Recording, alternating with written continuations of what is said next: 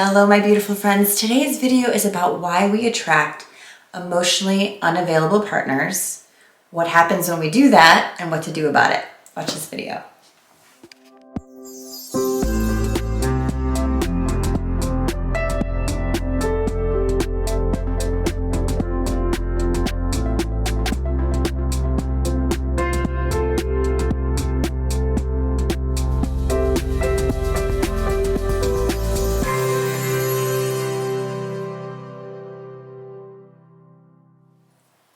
Hello guys, welcome to my channel. If you're new, please click the little subscribe button, I think it's there, and the bell to receive notifications when I release new videos. Please also go check me out on Instagram at Candace Dell for daily insights and just more scoops into my own world. It's kind of fun.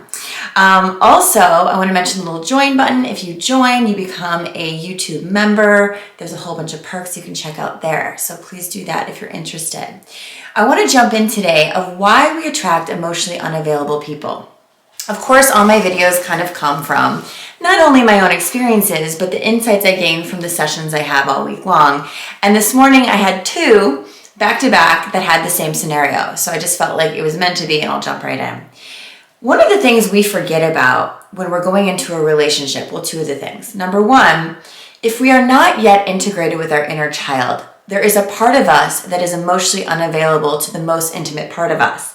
Therefore, it's going to be very uncomfortable for us when we are in relationships with people that are actually emotionally mature or available. Why? Because it's not mirroring what we are with ourselves, and it feels scary, it feels uncertain, and it feels like we can't trust it. So we push away, we sabotage, we create distance, we create drama, we create anything to make a little bit of a spike in the relationship to give us that reprieve of, okay, I'm not too close. It sounds crazy, right? But think about it. That's what we do, and that's actually why we do it. The second thing, that's the harder thing for people to understand, but most of my clients are at the point of just wanting ultimate healing, so they listen and they're able to take it in because they know that it's always for their highest good, is that if you are attracted to, not allowing in, but attracted to, and there's two different things. Let me just say, the attraction is one thing, but then having the discernment and the boundary to not allow something that isn't good for you is quite another thing. Because unfortunately, a lot of us who have an attraction think that's what's right for us. But sometimes our attraction is coming from the wounding. If we don't have the discernment or the boundary, it's coming from the wounding. So when we're attracted to people that, it feels like, oh my God, this massive, amazing thing, and then, or this excitement, and then we start noticing red flags. Maybe we don't even notice the red flags, but as you start to become more conscious, you'll start to notice the red flags. You start to notice the red flags, and you start to notice these flags are things that are triggering you, but you still want it because you don't want to be alone. And why don't you want to be alone? Because you feel loneliness when you're alone because you have not yet connected to your inner child. So it all goes like this. But we start these relationships with these people that we feel this intensity to, or we feel this mirroring from. It's mirroring our own unavailability. We don't realize it. And we get in these relationships with people who are kind of very push-pull or this roller coaster ride. And we continue it because it's comfortable. Why is it comfortable even though it feels traumatic? Because we are too afraid of pure intimacy, so we don't even really mind when they come and go and that trigger that abandonment wound. Think about it. It's very subconscious, but it's really true when you look at the truth.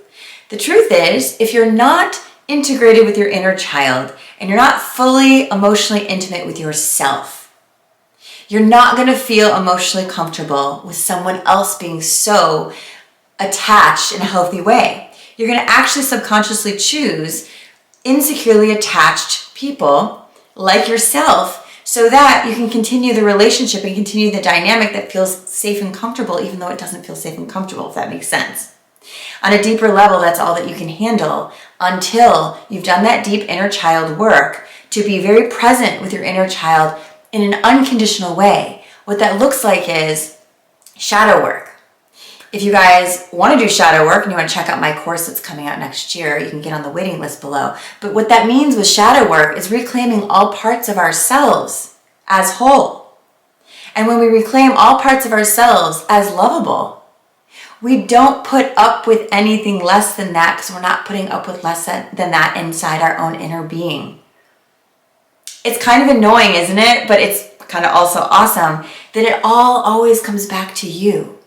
It all always comes back to being a mirror of your experiences. How we relate to the issue is the issue. How we relate to ourselves in an issue is the bigger issue. So to get rid of or to resolve issues, we must resolve the issue within our own heart. We must connect our intellect with our inner child. We must integrate these wounds and reframe them and reparent them so that when we start to get into a new relationship, we're not attracting a lesson. We're attracting an equal. We're attracting an equal. And what I mean is everyone is equal in our value, but we're attracting someone who has done or who will show up for us the way that we show up for ourselves. That is the ultimate goal. When we talk about life partners, we really will constantly attract a lesson until we've done the work, and then we can attract an equal because we will know what that looks like and feels like because we know who we truly are and where we're truly at within ourselves. And when someone loves themselves, what does someone who loves themselves do? They want to attract what's healthy and good, transparent, equal, and beautiful, and ultimately harmonious. I hope you guys share this video with at least one person that might need to hear it. I hope you check the links below. I have new videos coming out every week, and they will also be in my newsletter. So get on my mailing list if you aren't already at CandaceVanDell.com, and I'll see you soon.